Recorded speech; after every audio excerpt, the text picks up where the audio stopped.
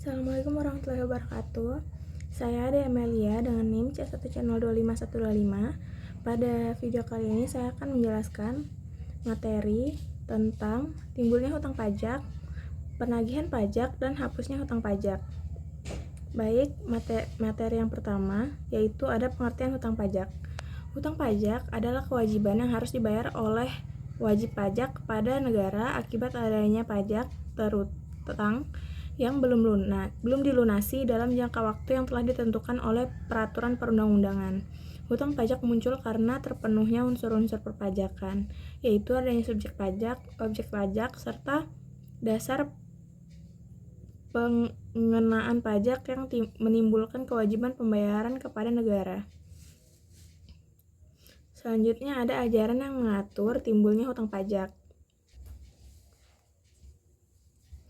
Yang pertama ada ajaran formal. Ajaran formal menyatakan bahwa hutang pajak baru dianggap timbul setelah dikeluarkannya surat ketetapan pajak atau SKP oleh otoritas pajak. Artinya, meskipun syarat subjek dan objektif telah terpenuhi, hutang pajak belum dianggap ada sebelum ada penetapan resmi dari Fiskus.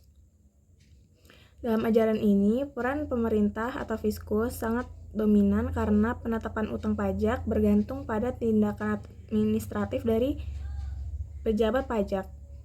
Yang kedua ada ajaran material.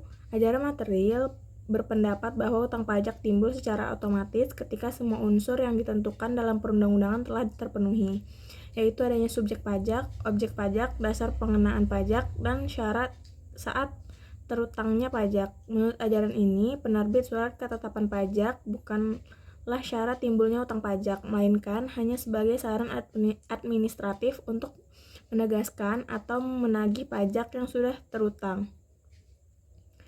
Selanjutnya ada pengertian penagihan utang pajak. Penagihan utang pajak adalah serangkaian tindakan yang dilakukan oleh otoritas pajak untuk menagih dan memastikan pelunasan pajak terutang yang belum dibayar oleh wajib pajak sesuai dengan ketentuan peraturan perundang-undangan. Penagihan ini dilakukan apabila pajak tidak melunasi kewajiban sampai batas waktu yang telah ditentukan. Selanjutnya ada dasar timbulnya penagihan. Yang pertama, wajib pajak tidak membayar pajak terutang sesuai jatuh tempo. Yang kedua, terdapat kekurangan pembayaran berdasarkan hasil pemeriksaan.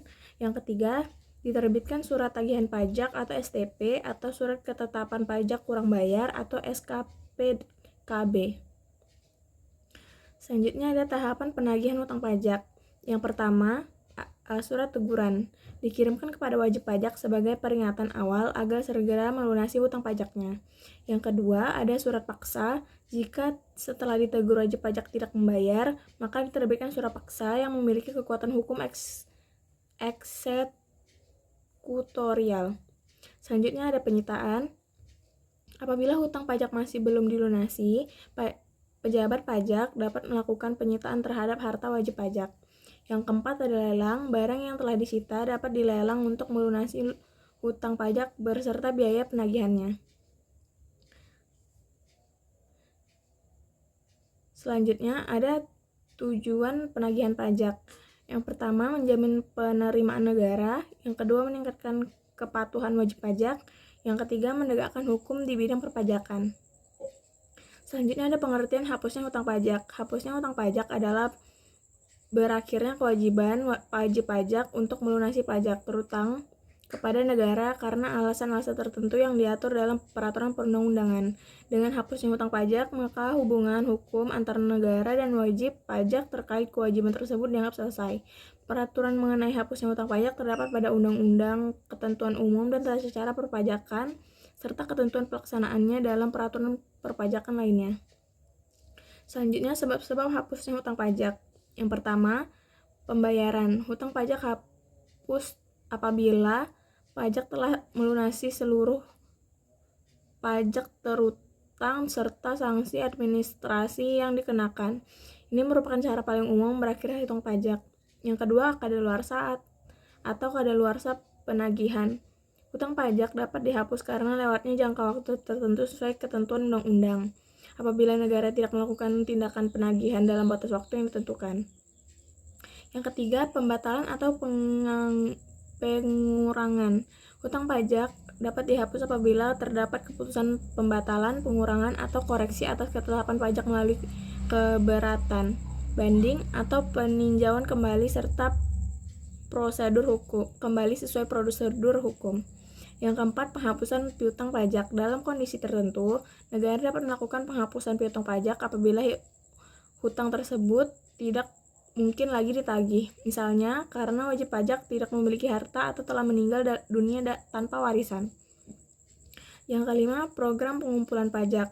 Dalam kebijakan tertentu, pemerintah dapat memberikan pengampunan pajak atau tax amnesty yang menghapus kewajiban pajak tertentu setelah wajib pajak memenuhi syarat yang telah ditentukan.